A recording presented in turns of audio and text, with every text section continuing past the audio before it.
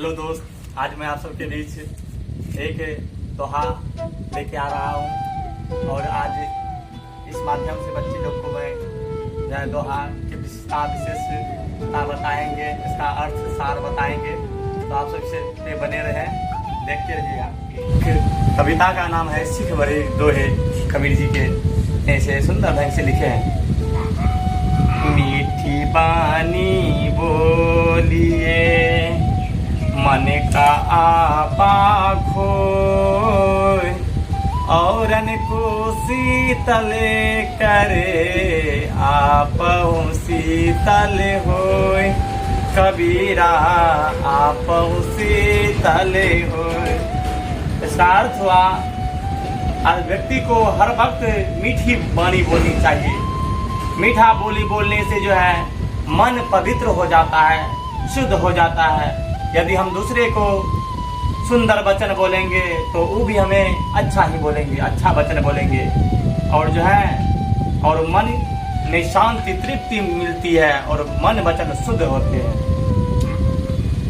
मधुर वचन ते जाते हैं, मिठ उत्तम जन अभिमान।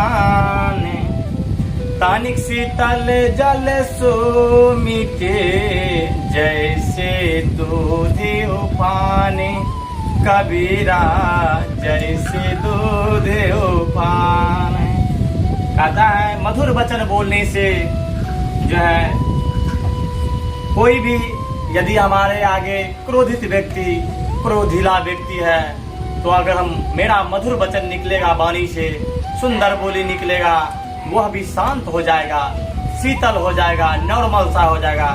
यदि दूध देखते होंगे चूल्हा पे, जैसे दूध उफान लेने लगती है, उसमें थोड़ा सा ठंडा जल डाल देने से वह दूध शांत हो जाती है, पुनः उस अवस्था में आ जाती है। तो इसी प्रकार व्यक्ति के वाणी बोली, सुंदर बोली बोलने से जो है कोई भी आगे में अगर कोई क्रोधित व्यक्ति हो तो वह भी शांत हो जाते हैं।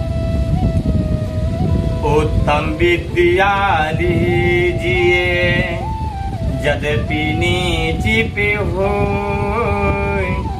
पर यो अपावन ठोरे परे, कंचन तजे ना कोई रे भैया, कंचन तजे ना कोई।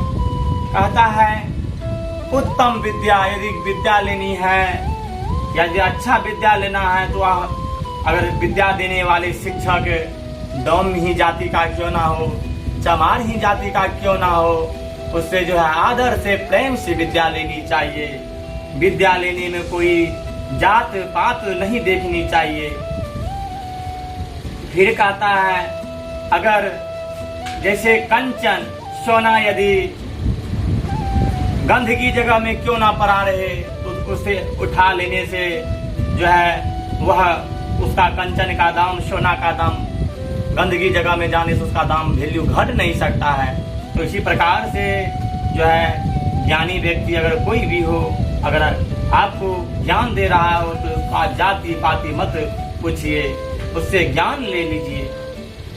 अबरे बराई ना करे, बरे न बोली बोल, रही मन हीरा कबे कहे, लाखी टका ममोल रे भैया, लाखी टका ममोल। कहता है किसी इंसान को अपने आप में बड़ाई नहीं करनी चाहिए, किसी भी जीव को बड़ाई नहीं करनी चाहिए। जो महान होता है, जो बड़ा व्यक्ति होता है, जो ज्ञानी होता है, वो अपने बड़ाई कभी नहीं करते हैं। और जैसे कि उदाहरण है, जैसे हीरा जो होता है, कभी अपना बड़ाई नहीं करता है और हीरा का वह नहीं कहता है कि मेरा दाम लाखों रुपया है, क्योंकि वह जो है उसका कीमत अनमोल होता है। इसी वजह से वह हीरा जो है, जैसे हीरा एक डायमंड उसे इंग्लिश में कहते हैं, उसका कोई मोल नहीं है। तो जो महान व्यक्ति होते हैं, जो ज्ञानी होते हुए अपने आप में नहीं कहते हैं कि हमें तो बहुत जानते हैं, हमें बहुत ज्ञान है। अथर्वर फल नहीं खाते हैं, सरवर पियति न पान, कही रही में पर काज दे, संपत्ति सचहि सुजानि रे भैया, संपत्ति सुचहि सुजान। मतलब कहता है तरवर फल, वृक्ष में जो फल होता है, वृक्ष में जो फल लगता है, वृक्ष उसे नहीं खाते हैं, उसका फल जीव जंतु खा के अपने उदर को भरते हैं, अपने आप में तृप्ति पाते हैं, शांत होते हैं, उसका भूख क्लेश दूर होता है फल को खाने से। जो ज्ञानी व्यक्ति हैं तो अपने पास ज्ञान नहीं रखते हैं, एक दूसरे को ज्ञान देते हैं, बांटते हैं। जैसे कि एक वृक्ष अपना फल अपना नहीं खाके दूसरे को जो है वह सुख देते हैं, दूसरे की जो है तृष्णा को शांत करते हैं, भूख को दूर करते हैं। इसी प्रकार तालाब स्वयं अपना पानी नहीं पीती, इसका पानी जो है अनेक प्रकार के जीव जंतु पीते हैं। ओ रही में सुखी होती है उपकारी के संग, बाटन बारन को लगे जो मेहंदी के रंग रे भैया, जो मेहंदी के रंग। आता है उपकारी के संग में, अच्छे विचार वाले व्यक्ति के संग में, जो दूसरे का भलाई करता हो, उपकार करता हो, उसके संग में रहने से जो है उपकार पर उपकार होता है, दूसरे का भलाई ही होता है। एक व्यक्ति होता है जो कि एक आम के पौधा लगाते हैं, उसमें हजारों व्यक्ति उस पेड़ के नीचे विश्राम करते हैं, उसका फल खाते हैं, और उससे जो है हजारों व्यक्ति का उसमें भलाई होता है, विश्राम करते हैं। जैसे कि कोई व्यक्ति मेहंदी को पीसते हैं या दूसरे को मेहंदी लगाते हैं, तो उसके हाथ में जो है वह नहीं अपने हाथ में लगाते हैं, दूसरे को लगाने में उसके हाथ में रंग जाते हैं। इसी प्रकार से अच्छे विचार के व्यक्ति के साथ रहने से उसका भी विचार क्यों ना हो कितना भी, वह भी जो है अच्छे बन जाते हैं। अगर हम अच्छे इंसान के साथ हम कितना भी बुरा क्यों ना हो, यदि हम अच्छे इंसान के साथ कुछ दिन रहेंगे तो जरूर हमारे में अच्छाई आएगी। इसी प्रकार से कवि जी कहते हैं, रही मन निज मन की व्यथा, मन ही राखो गोय, सुनी आटीले हो लोग सब, बाटी ना ले हो कोई रे भैया, बाटी ना। इसलिए कहता है अपने मन की व्यथा को, कष्ट को दूसरे को नहीं बतानी चाहिए, क्योंकि अगर हम अपने मन के अपने दुख को बताएंगे कि हमारी मम्मी मुझे खाने के लिए नहीं देती है अच्छी से, कोई हमें अच्छा से खाने के लिए नहीं दे सकता है दूसरा, और हंसेगा सुन के, वह जो है मेरा दुख को दूर नहीं कर सकता है और मेरा उपहास मजाक उड़ाएगा, मेरा मजाक उड़ाएगा, दूसरा कोई हंसेगा। इस प्रकार से अगर अपने पास शरीर में कोई कष्ट हो, घर की कोई विवाद हो, तो ये नहीं बतानी चाहिए कि हमारी मम्मी मुझे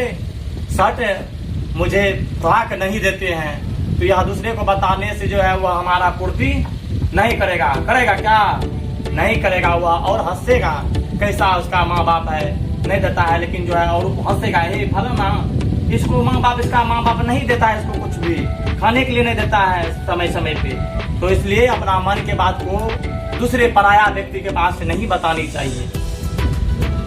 सब सहायक सबले के को नानी बले सहाय, पवन जगावत आगे को, दीप ही देती बुझाए कबीरा, दीप ही देती बुझाए। मतलब कहता है सबका सहायता, मतलब जो अमीर व्यक्ति है, अमीर का ही और व्यक्ति उसका सहायता मदद करने के लिए तैयार रहता है। अगर अमीर व्यक्ति पैदल ही जा रहा हो, अगर कोई व्यक्ति देख लेगा उसको पैदल जाते हुए, जो कोई बाइक से जा रहा है, तो उसको तुरंत बोलेगा बैठ जाइए हमारे बाइक पे, चलिए हम आपको दे छोड़ आते हैं। यदि कोई गरीब आदमी जाएगा उस रास्ता से, अगर कोई दूसरा व्यक्ति आएगा तो उसको जो है गरीब व्यक्ति को पूछबो नहीं करेगा कि आप बैठ जाइएगा, क्यों ना उसका गाड़ी खाली हो, लेकिन नहीं बैठाता है। और जो है इसी प्रकार से जो है अमीर व्यक्ति जो सामर्थ्यवान व्यक्ति होता है तो उसका सहायता करने वाला बहुत होता है। जो गरीब व्यक्ति है जिसको मतलब जरूरत है सहायता का, तो उसका सहायता करने वाला कोई व्यक्ति नहीं होता है। इसलिए जैसे कि पवन हवा जो होता है आग को और धधका देता है, आग में क्यों कितना सामर्थ्य होता है, खुद धधकने वाला होता है। दिया जो होता है, दिया और धधकता है, नहीं धधकता है, दिया को बुझा देता है। इस प्रकार से पवन जो आग को जो धधकता है उसी को और जगाता है, जो छोटा सा दिया एक होता है उसे बुझा देता है। इसी प्रकार से इंसान में भी होता है, जो अमीर आदमी है तो अमीर आदमी को और आदमी सब जो है उसे सहायता करके और ऊपर उठा देता है। जो गरीब आदमी है उसे दबा देता है नीचा, उसे उठने नहीं देता है ऊपर, उसे आगे नहीं बढ़ने देता है। अब कुछ कही नीची न छेड़िए, अभलो न बाको संग, पाथर ठारे कीच में, उछली बिगाड़े अंगिर भैया, उछली बिगाड़े अंगे। मतलब कहता है कुछ नीच जो व्यक्ति होता है या नीच जीव हो, जैसे मान लो कोई कुत्ता है, तो कुत्ता बहुत बदमाश कुत्ता होता है, उस बदमाश कुत्ता से थोड़ा सा उसे हम छेड़ेंगे, उसको थोड़ा सा डंडा मारेंगे तो तुरंत आके काट लेगा। इसी प्रकार से आदमी भी होता है, नीच व्यक्ति होता है, बदमाश व्यक्ति होता है, उसे जो अगर उससे थोड़ा सा कुछ कहेंगे उसे तुरंत वह हमको ही दूसरा 10 ठो बात चढ़ा के कह देगा, गाली गलौज कर देगा, एक दो थप्पड़ भी डरा देगा। तो ऐसा व्यक्ति जो बदमाश व्यक्ति जो हो उससे भी दूर रहना चाहिए इंसान को, उससे उतना बात नहीं बनानी चाहिए। जैसे एक कीचड़ में अगर हम पत्थर मारते हैं या गोबर में पत्थर मारते हैं तो क्या होगा, वही जो है गोबर हमारे शरीर पर पड़ जाएगा, लग जाएगा। तो इस प्रकार से जो नीच आदमी हो तो उससे मुंह लगाना नहीं चाहिए, उससे उतना बात नहीं करनी चाहिए। फेरी नहावे है कपटी, सोचो कीजिए व्यापार, जैसे हंडी काठ की, चढ़े ना तुझे बार रे भैया, चढ़े ना तुझे बार। इस प्रकार से कहता है किसी के साथ छल कपट कर लेने से जो है, कोई भी हम अगर व्यापार क्यों ना कर रहे हो, अगर हम व्यापार कर रहे हैं, एक बार किसी व्यक्ति को झूठ कह के जो उसे हम अपना सामान दे देंगे, छल कपट करके उसे सामान बेच देंगे, 10 रुपया का सामान उसे हम 100 रुपया में दे देंगे, फिर वह दोबारा हमारे पास कभी वह व्यक्ति नहीं आएगा। एक बार तो ले लेगा, फिर दोबारा नहीं आ सकता है। इसी प्रकार से जैसे काठ का यानी कि लकड़ी का अगर बर्तन हो, डेगची हो, अगर उसे चूल्हा पर एक बार हम चढ़ा देते हैं तो उससे क्या दोबारा खाना बना सकते हैं उसको? नहीं, एक ही बार में वह जल जाएगा।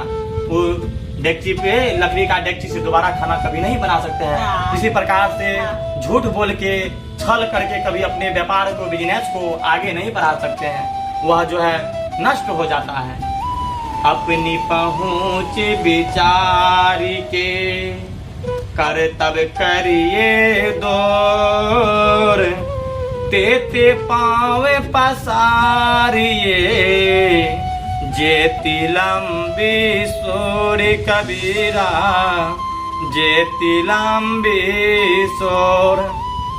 इंसान को कहता है इतना ही अपना जो है पहुँच विचार, मतलब अपना सोच विचार के अपना देखना चाहिए कि हम कितना कर सकते हैं, कितना मेहनत कर सकते हैं, कितना संघर्ष कर सकते हैं, कितना काम कर सकते हैं, उतना ही मतलब करना चाहिए। और जैसे कि हमको सामर्थ्य है आज एक चौकी बनाने का, यदि हम कहेंगे नहीं आज हम 5 ठो चौकी बनाएंगे तो नहीं हो पाएगा, क्योंकि हम जो है बहुत से बहुत 1 ठो 2 ठो बना सकते हैं। अगर 5 ठो कर देंगे तो यह व्यर्थ हो जाएगा। इसलिए कहता है कभी कि जितना आप कर सकते हैं उतना ही पाँव पसारिए। हमारे पास हम किसी को उससे 1 लाख ले सकते हैं कर्जा, उसे हम तोड़ सकते हैं, और वही हम 10 लाख ले लेंगे उसे फिर नहीं रिटर्न कर पाएंगे, तो जो है मेरा सारा सब कुछ नष्ट हो सकता है। और जो है इस प्रकार से वह कभी आगे नहीं बढ़ सकता है। तो गाइस आज का वीडियो यहीं तक रहा। तो आप लोग को अच्छा लगा हो तो शायद शेयर लाइक कमेंट जरूर करें।